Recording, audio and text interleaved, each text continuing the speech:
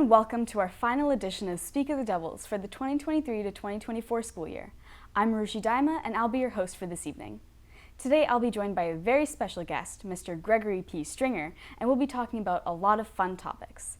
We'll take a look at a roundtable discussion with some of the members of BHS TV, in addition to a short film we made titled Emotional Intelligence.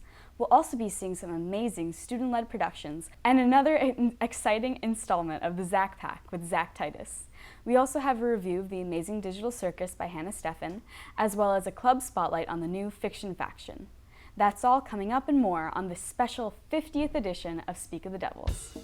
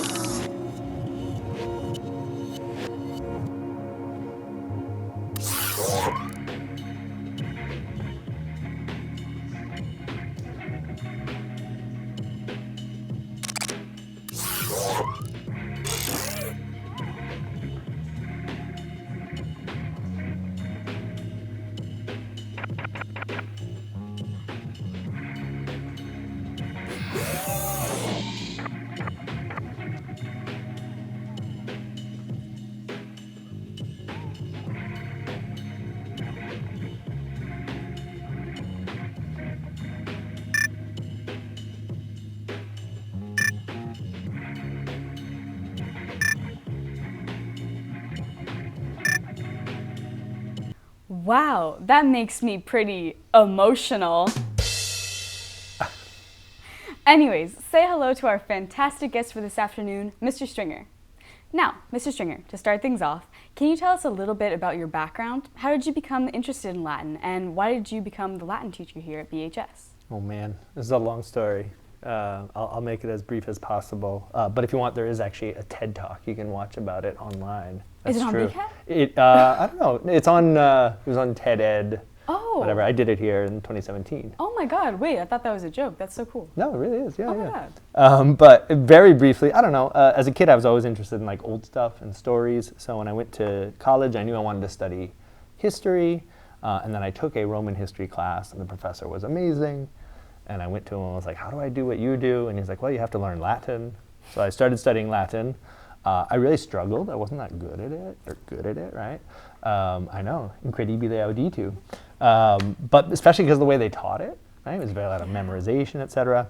But then after that, I decided I wanted to kind of use some of the history stuff that I learned. So I moved to Rome, and there I learned Italian really fast, really well. So I sort of started getting an inkling, and maybe I wasn't the problem. So then when I moved back from Italy and was exploring different career options, I ran into an old professor, and she ran the program at UMass Boston training Latin teachers. And so I got connected with her, started the program there, and started learning about using spoken Latin and teaching Latin as just a language instead of like a computer code, the way it was sort of taught to me. Yeah. And so yeah, and then I started here in 2012. And the program's been growing ever since, especially once we got John Walsh at the middle school, who's been amazing. It has really helped, sort of grow the program. So yeah, and now like learning Latin in high school, I know so much more than I probably would have at like any other program because I like actually hear people speak Latin. That's my hope. Fingers crossed. No, yeah, I mean, the results have been good overall. Like our test scores and stuff compare with other schools, and beyond that, like a lot of kids have earned the seal by literacy, so they're actually able, after the 4 years to be able to read things in Latin. So that's my goal. Fingers crossed I'll also get one too. I hope so. All right. Now, Mr. Stringer, you do a lot around BHS, like running the Latin program and the super, totally popular, really, really cool Latin club. Another group you run is the Advocacy Room, which has seen an upturn in membership over the past semester, even though some don't know too much about it. Could you tell me a bit about the Advocacy Room and its goals? Sure. So this was an initiative that started 3 years ago now, and was brought to BHS. And so we work with an outside organization. And the idea is to create a space within the school where all students can get together in a affinity space where they feel safe and comfortable to talk about issues that don't get talked about in other classes. We also, Darlene Reyes is our sort of outside liaison. Oh, you are. Love her. She's amazing. And so she helps provide some structure, does some lessons in terms of like how to think about some of these issues, how to talk about these issues, how to have productive conversations, ultimately leading to how to advocate for the type of changes that we want to see, hence the advocacy room. So it's a room where we get together and we learn about and then learn how to practice advocacy, student advocacy. And then thankfully, after those 3 years, we finally submitted like an actual proposal. Yes. Fantastic. Yeah, I mean, you know, it hasn't been always easy in terms of trying to make it work with the school day, because from the start, one thing that we wanted to be different from other clubs is we wanted to make sure that there was time built into the school day for it to happen, because very often it's the very students who are experiencing issues of discrimination that don't have easy access to transportation, et cetera, and so staying after school for long periods of time is not really an option, or might not always be an option. And so we really wanted to do whatever we could to make sort of consistent time for it. And then last year we experimented with trying to do it during flex, but that didn't work great because students were being pulled in a million different directions. So I think this year we finally hit on something that works, where we have, you know, sort of pretty regular meeting during the first class on a Friday, and then occasionally in between we'll have sort of optional flex meetings where we can work on the different things that we're working on. So that was kind of one of the key changes that happened midway through this year that I think has helped it grow. And speaking of growth, how are you feeling about the recent rise in membership? Are you optimistic about the future of the Advocacy Club? Yeah, super optimistic. I mean, so the first year we had like 25 or 30 students the first year.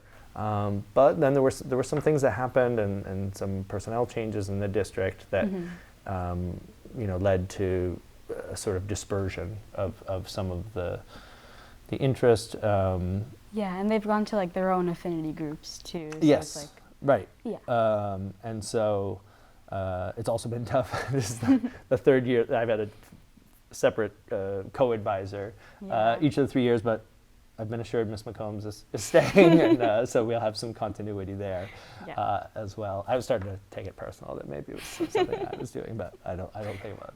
Fingers crossed. Now, a major point of controversy over the past few years has been the decline and gradual end of the Italian program at the middle school, which may end up spilling over to the high school. As such a pivotal part of the BHS World Language Department, what are your thoughts on this? You know, it's been tough. I know, you know, several years ago, the old administration at the middle school retired and a new principal came in and, you know, had different ideas about how the school should be structured, how the school day should work. And one of the things was they felt that 3 languages worked better than 4. And so then it kind of just became, okay, well, which language has the smallest enrollment at this time? It happened to be Italian. You know, it could have easily been Latin or French, you know, given the, depending on the time period. You know, when I started, Latin was like the smallest program. So now we're number 2. So anyway, so it happened to be Italian. And, you know, one thing that's, you know, to be fair, that's good and bad about the way that the district has traditionally done things is we have tried very hard to offer the classes that the kids sign up for.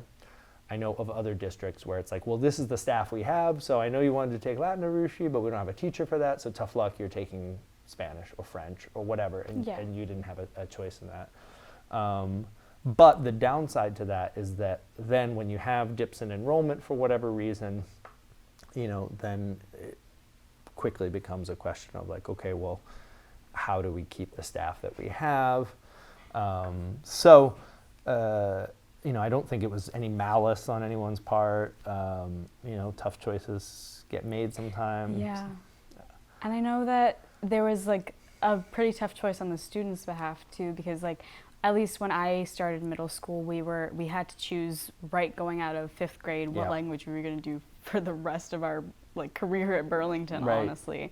Because I mean, you can switch when you come to the middle school or when you come to the high school, but that's like totally starting an entire new language, like learning from the ground up, which I feel like can be daunting to a lot of people. Totally. So thankfully they have started, they like restarted the program where in 6th grade you can like take all the languages and do a little like sampling course or whatever. But I don't know, it's.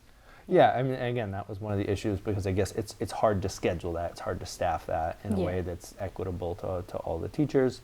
And, you know, as you say, it's like, yeah, in theory you can come to the high school and switch languages, but in practical terms, it's pretty much you can only switch into Spanish because Spanish 1 is the only class that regularly runs each year. I've, you know, in my 12 years, I've run one Latin 1 class. And because again, it's based on who signs up for it. And so there happened to be enough kids that signed up for it one year. And so we ran it. But most years it's just not practical to run Latin 1 or, you know, or the first year of any of the languages really other than Spanish. You know, it's also, in terms of like some schools and districts that run differently, like taking 2 languages is an option. Here, because you're only limited to sort of 7 slots, it's, I think, again, in 12 years I've had maybe 2 kids who took Latin and another language. So you can do it, but it is possible, but that means that's your elective. Nice. Right, so that's the only other elective that you get to take pretty much. You and know. would that count as an exploratory credit? I don't want to say anything yet and have Mr. Adubato later, but I think, yeah, that was the way it worked, right? Nice. So. All right. Well, that was a very enlightening discussion, if I do say so myself. Thank you so much for being here, Mr. Stringer. Gracias, Tibiago. I got that one. Now, let's watch a roundtable discussion by some BHS TV members about scintillating topics like summer work at BHS and the looming threat of a TikTok ban. Hello BHS, my name is Zac Titus, and today we will be discussing the effectiveness of our freshman mentorship program. So, what do you guys think? I have questions. What is the mentorship program? Oh, okay. So it was an attempt from the school to try and teach the freshmen about how high school life would go by bringing in upperclassmen and letting them teach the freshmen. Yeah. Okay, now refresh that. Yeah. Well, back when I was a freshman, I thought that whenever mentors were around, all we got to do was just chill and hang out. I mean, that's what happened back when I was a freshman, but you guys must have experienced it differently. I feel like it's the same thing. Like they bring us to like a different location, but then we talk about stuff, but at the same time, we don't know what else to talk about. And yeah, it's just kind of ineffective because I feel like it doesn't change. People aren't really putting the same amount of effort that they should be into bringing these kids in. And it also happens way too late as well. Yeah, that's true. Yeah. Like, I felt integrated into the school by the time the mentorship program came to me. So, Definitely. And also, it might be just a me case, but the mentorship program, I wasn't even in it. Like, nobody ever came to pick me up, so yeah. Really? Yeah, I just don't have anyone to go to during the mentorship, so I usually just go to the writing sessions. Okay, honestly, that's me. Now, me personally, I would not take that, honestly. Yeah. That's disrespect. That's disrespect. That's not plus respect. That's minus respect. Hey, I still get to go where I want to, but this kind of shows how I am still getting things done better without it. Good for you! Yeah. Than if it just didn't exist at all. So, I don't know. I don't think it's very effective. Maybe that's just because of my lack of experience with it, but I think in general, consensus here. None of us think it's very effective, and I mean, it could be effective, right? Yeah, I feel like we could work out some kinks here. Like, there could totally be, let's say, like, if it's only like the first week, then the first 3 flex days of the first week, then maybe that would more ease people into the school than having it once every like 2 months or whatever it was. And from my observations, well, nowadays kids our age are on our phones all the time. We're used to texting and calling stuff, and that could affect on like what conversations can we make or something like that. Because I've noticed from my perspective that whenever we talk about stuff, we don't know what else to say. Like our mentor will bring us the topic and then we'll talk about, but we will just say at least 1 or 2 sentences, and then we'll be like, this is awkward. What else should we talk about? Because I feel like because we're on our phones the whole time, we're so used to that, like that whole process of texting and less touching grass and actually talking to people face to face. Yeah, my phone is the only thing that I've been on the past week, so. That explains So it. yeah, this is kind And of a good representative. Yeah. Yeah, usually if I'm on my phone, you would find me in my room, just on my phone, whether going on Instagram or YouTube or Roblox, etc., etc. Yeah. And I would spend less time with my siblings, my parents, anybody really, unless I'm on a Zoom call with my friends or I don't know. Sorry to barge in, but this could definitely be something that the internship, or no, not internship, I made the same mistake. Mentorship? The mentorship Yeah, I know, program yeah. could be about. It could be more about since 2020, we've kind of been forced into this, like, how do you Technology? say it? This technology kind of not world. Technology, guess. more like Yeah, which has been hurting our brains for every few years. I mean, like, this all started back when I was in the 6th grade or something, and sometimes my brain would hurt every few minutes on the Zoom call. yeah, Yeah. exactly. That's I true. don't know why, I So- don't know how, but honestly, it makes me feel like I'm having some sort of headache, even though I haven't done anything to it. That's true. Exactly. Yeah. So like this whole thing, that could be blue light, that is affecting that. So we really should be What do you teaching mean kids. blue light? All mean I see is the- just a screen with me, my classmates, my teachers. I think the It's a screen is science the blue thing, light. but Yeah, blue light is a science thing. on It's another something- It's a note, science. Yeah. well, On another we'll note, get back yeah, to the cooking. internship could be the the what is it again? Mentorship. Mentorship. Mentorship. Yeah. It could so be used to bring people back into society and talk again. Yeah. But Yeah. I'd like to go onto a completely different note here. There's nothing to do around Burlington. It That's is true. so You boring think? around here. That's true. Yes, exactly. That's also true. For us kids without cars, we are going around this empty town. I am lucky enough to be able to even walk to, let's say, the common area with the Dunkin' and that area with Pizza Works and all that. But that's nothing. That's where I can buy food and nothing else. We need something like activities to do, right? And even that's only on one side. The other sides of town have literally nothing. I don't, like, where I live around there, it's like houses. There's like nothing else. It's just no stores, no restaurants, and I feel like that could be solved. Like if you go to like Lexington or like another town, you'll find everything's kind of connected as like a sidewalk Yeah, and I stuff. would go to Lexington once a week just for worshiping purposes. Do you see anything else in Lexington, like anything like of fun things? I haven't been around Lexington. that Oh much. yeah. Also, well, during the summer break, I would go to this thing called VBS, Vacation Bible School. It would teach Christians about what God has done for us, what people of God have done, and we would sing a lot of songs about it, eat cool snacks based off of the stories we read, and other stuff you wouldn't imagine. So, but that's the thing. We can have more activities like this, but we don't.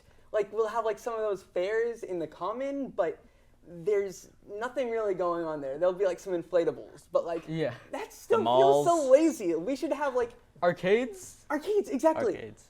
Now, I wish You there may was be- one day where kids our age just went out to get vitamin D or possibly go to a concert, go out to eat or something. Yeah, it's the problem is like the economy now. It's kind of deteriorated, but at the same time, we kind of have to adapt to it in a way. Exactly. So we don't really have enough money to go and spend it on some of these things. But that's a completely different problem. Oh, we is should it? still have something to go off of before, like, we should have entertainment for us, because it is not any fair that there are some towns over there with some super cool stuff. Yeah, and yet the only entertainment we get is freaking technology. Exactly. That's true. Yeah. That's. I want something more.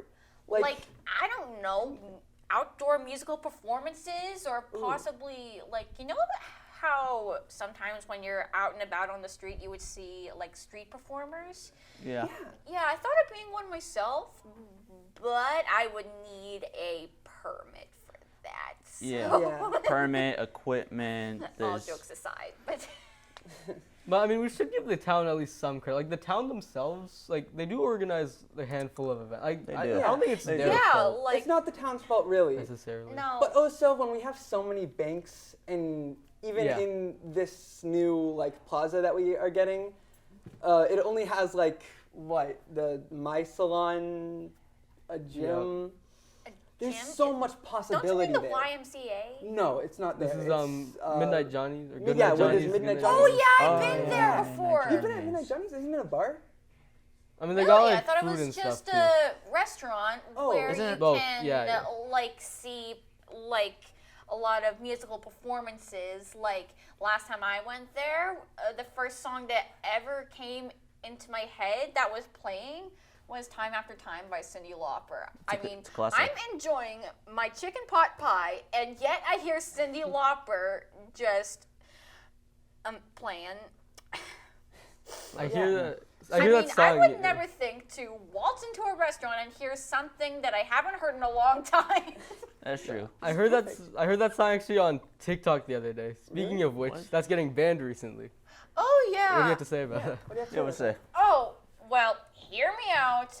I have never been on TikTok ever since I was a child. I mean, when I was a child of, per se, 10, maybe 8, I would go on my iPad, go into TikTok, and check out some really cool TikTok videos. But what I didn't know was 95% of them were very inappropriate. I mean, like, You do have a point. You do have a point. That's what. That's, I don't know, profanity, racism, like very, very disturbing artwork, or very disturbing songs that people dance to. But yeah. 5% of the time, there are either movie scenes that are acted out, or Skits. yeah. Good things. Yeah. So, now, sorry, but to add on to that, I kind of have an opposing opinion here Oh. from whoever supports the TikTok ban. Now, what I'm saying, my basic Knowledge. opposing of it is that while TikTok might have things like that, it's also better than Instagram Reels, which has been Hey! put Let- into let- it. Let him finish. Let him finish. Yeah, recently I have gone on there and I have seen so many things that should not be on Instagram. Nope. Then again, it's Yeah. Instagram, so it's honestly less surprising. I wouldn't know. I don't Yeah, have but- Instagram. even some of these have made it onto YouTube. I mean, like, Yeah, it gets Why? bad. It gets bad on Instagram. YouTube, why would you do that? Yeah, I've noticed there's like the whole YouTube Shorts. I feel like the YouTube Shorts is legit the rip-off of TikTok while they're trying to maintain a sort of like audience, but Yeah. It's not It- going to go good with any of the shorts, kind of short format video Yeah. programs. I really just think that it's kind of stupid that we're even trying to, like, it I just feels Yeah, so, I can't yeah. decide whether Here, or I not it personally, should be no, yeah, banned. But, sorry, but well, I personally, I think short form video, social media is bad in general. But Yeah. I feel we need to talk about the like whole political aspect of it because Yeah, that's why that's it's true. actually getting banned. Like with Exactly. the Yeah. Chinese spyware. and you know what's even worse? rumors. what's worse? Like, I have a feeling that summer work is the worst. I mean, why do you work during the summer when all you could do is just relax and unwind? Yeah, I've debated on this myself, honestly. Summer, like what are your thoughts? Summer work, like, we have 3 months off. Like, at least let us enjoy most of it. We've already done a year's work of a year's worth of school, lectures, work, all that stuff. Like, we just need a time where, like, we can just give our brains a long rest so that way we're ready for the next year. Yeah. And, you know, just forget about work and let us have fun. Yeah, just have our own, I'm sorry, Lion King, Hakuna Matata. Yeah, our own Hakuna Matata. Exactly. I'm sorry, Lion King, I am sorry. She said she's sorry. She apologized. I But- mean, Yeah, what are you guys? Yeah, what are you So- guys' thoughts? I So- think. Here, you go first. You go first. No, you. You sure? Okay. Mr. Yeah. President, you go first. So my thoughts is I feel like homework. I don't think it needs to be completely erased. I don't believe that it should be to the extent like that it is in a lot of classes. Like for example, I think if you're taking an AP class or something, I believe that some homework is necessary because that's just how college boards set things up. Like I feel like that's like a separate. That's true. I thought if you took an AP class, that would mean more homework and more projects to do instead of just going into like your house and playing Fortnite or possibly, I don't know, taking a nap. Yeah. Yeah. There's that part, and then So, like, sorry, to build off of yeah. your kind of thing, I do think that AP, due to its difficulty, it should have maybe some kind of thing pushing something like real life where you don't really get those long breaks. You kind of work year round. So if you're going into something super important, like, I don't know, some big science degree, you're not really going to have much of that break. You know, if you're a Exactly. lawyer, you're not really going to have much of that break. Yeah, So That's getting used true. to that would be nice. yeah. yeah, that's exactly. I I mean, completely while agree with you're that. while you're relaxing, other people are trying to find a freaking cure to cancer due to That's their true. science degree. I mean, So- like, Yeah, but then again, we're kids. We'll get there one day, but No rush. There should Yeah. be rest. There Because should be rest. it's for true. Yeah. There should be Exactly. rest. then Rest. comes the summer reading. I mean, like, Yeah. right before school year ends, you are assigned a freaking book to read and take notes on. Like, why would the teachers even do that when all we want to do Well- is relax? So I don't know. I don't mind because not everyone takes like AP classes or stuff. So I mean, like, and even then, I feel like it is kind of. I feel like it does give you something to do. Like, some people don't do anything during the summer. So Yeah. I do think Yeah. reading A lot of people should would just be- sit Reading and is also watch good. movies, Yeah. like Garfield, for example. I mean, Oh yeah, that movie's coming up. oh yeah, it actually just came out today. Oh, that's right. Yeah. what you were Okay. saying. Yeah. about Yeah. reading. So basically, to conclude it all up, summer reading should be like, at least in my opinion, I don't know about you guys, but it should be more like a suggestion rather than a super big graded assignment. Honestly, I believe that if during summer reading, like I believe you should be the one to choose your own book if you want, like, and compared to these other books, like from my perspective in summer reading, like the books that the selection of books we're assigned, it's not that good in my opinion. Like I'd rather read a book that I'm gonna read, which I've got. No, I'm not kidding. I actually bought like 5 books in Barnes and Noble just Five? just for Wow, summer reading. Sounds but like you're a real bookworm, aren't you? yeah, just for summer reading. But then then of course I knew that we had to choose books. But anyways, we gotta wrap up, guys. We gotta Yeah. wrap up. Yeah. All you know? right. Yeah. All right, so Well, this concludes today's episode. Yep. Say Thanks more. for watching and have a great day. Yeah. yeah. That was really well done. Thanks, guys. Next up, Hannah Stephan shares her thoughts on the pilot of the Amazing Digital Circus. And we're followed by another installment of the Zac Pack, where Zac Titus shares his thoughts on everything from the Jerry Seinfeld Pop-Tart film to Two Door Cinema Club's tourist history.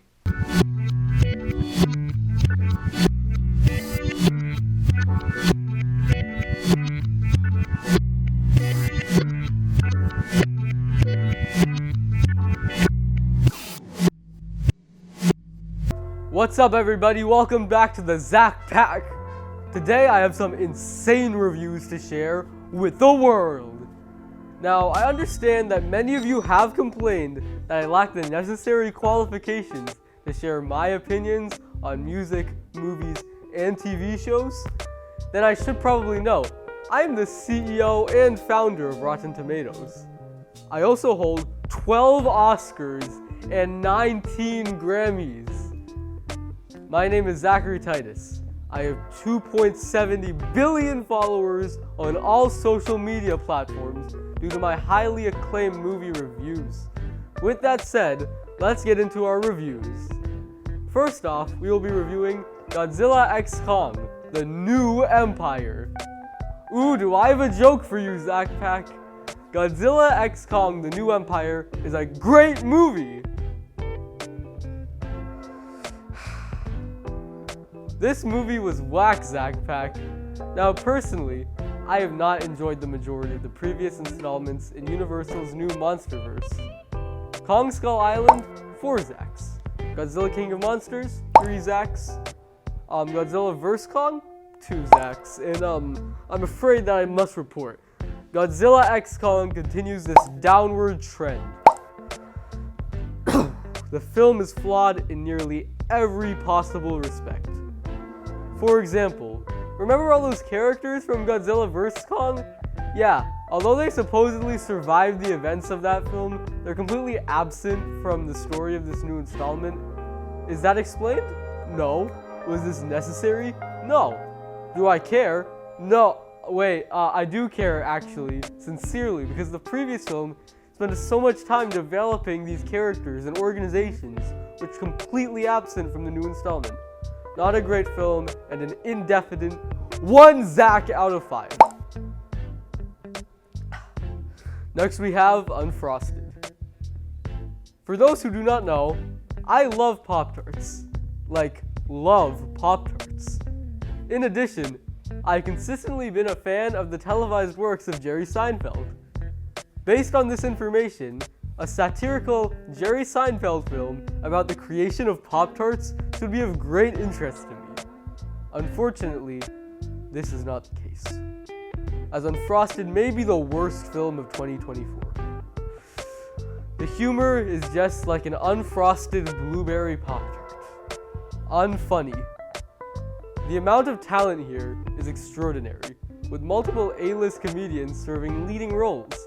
However, the writing is overall poor and fails to utilize the comedic power present. Almost all jokes exist to mock the status which Pop-Tarts holds among the breakfast community. And very few times does anyone actually say something creative or innovative. Multiple times, after listening to an unfunny joke, I felt the need to stand up out of my chair and yell, "Ah!" My rating of this film is equivalent to the amount of times I laughed watching it. 1 out of 5. Except there were more than 5 jokes. Next, we have our music reviews. First off, we have the Two-Door Cinema Club's Tourist History. I know what you're thinking. Again, I'm just kidding. I'm not a mind reader or something. Why do you keep falling for that? I do know that you do not know what this album is or who this band even is. But to be fair, I would not if I never received a recommendation from someone to check them out. But regardless, this album is great. Two-Door Cinema Club is a small indie pop band from Ireland, which is often comparable to acts such as The Killers or Young the Giant. Generally, I have not listened to a lot of this type of sound, like indie type genre, but I feel that it may be some of my favorite music of the 21st century.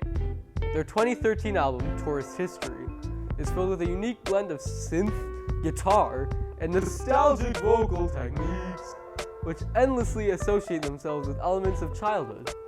Some of my favorite tracks include What You Know and I Can Talk, which have unnecessarily catchy choruses and are insanely catchy. I was gonna sing it for you guys, but I'm not really feeling that right now.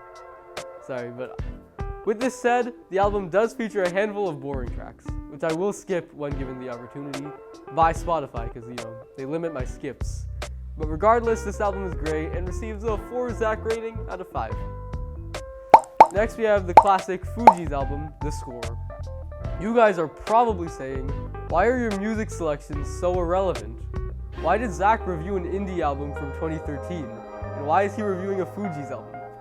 My answer to that? Anyways, Fugees.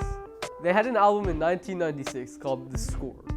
This is undoubtedly one of my all-time favorite albums. Songs like Fuji Law and Ready or Not have incredible rap verses as well as catchy lyrics overall, while songs like Killing Me Softly and No Woman No Cry demonstrate the insane vocal talent had by Lauryn Hill and as well as Wyclef and Pras. This is a great album, and it goes without saying this is a 5 Zacs out of 5. That's it for today, Zac Pack. Be sure to stay cool and be rad.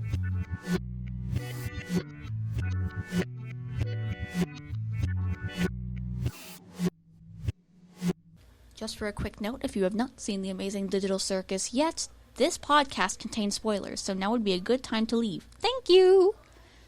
The Amazing Digital Circus has got to be one of the most epic and funny animated series to watch ever since the first episode of the new show had released on October 3rd, 2023 on YouTube. The first episode of the series shows a jester by the name of Pomni who enters a somehow video game-like world where once you enter, you cannot leave. I personally loved the first episode when I first saw it on YouTube. The theme song at the beginning was kind of catchy, and the characters had such weird but funny designs. The theme song introduces most of the characters, and the way they greet the viewers totally expresses their personality. Take the character Jax, for instance. He is the sassiest and sometimes the meanest of the group. He doesn't want the viewers to notice it in the intro, which it was why he does a cool ground pose to hide his true identity of being evil. Back to the show, there were a few things I liked and a few things I hated. For example, I liked the graphics of the episode, which made it look like it was a real video game. Personally, I thought that the Amazing Digital Circus was a real video game you can play, and searched it up. Sadly, it was made up, which made me disappointed. I also like the scene where Kane comes up with the silliest adventure, Gather the Gloinks, which are tiny, adorable creatures in different shapes. When I heard that in the game you need to catch them all, I instantly thought of Pokemon because of those 3 words that entered my mind. Lastly, I like the way that when a character says profanity, it was instantly bleeped out by some censored screen on their mouths. I honestly am thankful that the creator put that there because I had always hated profanity since I was a kid. For examples of things I didn't like, I hated Jax's behavior around the other cast of characters. I think he needs to show at least one act of kindness to show that he cares about them instead of hurting them both physically and mentally, whether it would be a bowling ball or an insult from his own mouth. I also hated the part where Pomni throws up on the circus floor after fast traveling from the void. She could have at least just held it in, or the creator would have just censored it out. Like, it's that easy. One last thing I hated was when Pomni goes insane after an exit she goes through. She would have just tried to keep calm and continue on her way through the exit if she had just wanted to go out so badly. But overall, besides all these things I have explained in this episode, I think that if you have a taste for adventure and fun, go watch the Amazing Digital Circus on YouTube while it's still there. I'm Hannah Stephan, and thank you for watching. See you next time! Thank you, Hannah, and thank you, Zac. Next up in our club spotlight, we'll take a look at the new creative writing club at BHS, Fiction Faction.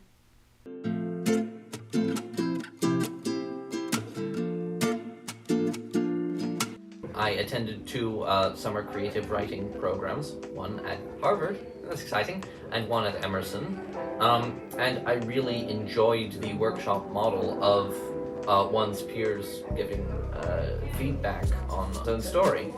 I learned about the creative writing class, but I determined that it was ultimately still teacher-led, and that a student-led workshop would allow students to have more creative freedom and share things that they normally wouldn't. I think it's a testament to the need and the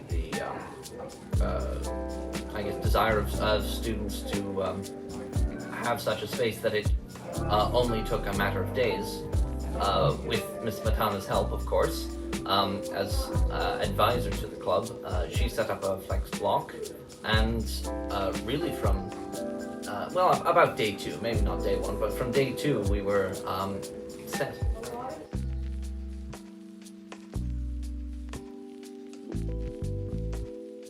And that's a wrap for the 50th episode of Speak of the Devils, and the rest of the school year. Thank you to all our guests and crew this evening, and thank you all for watching. I'll see you next time on Speak of the Devils.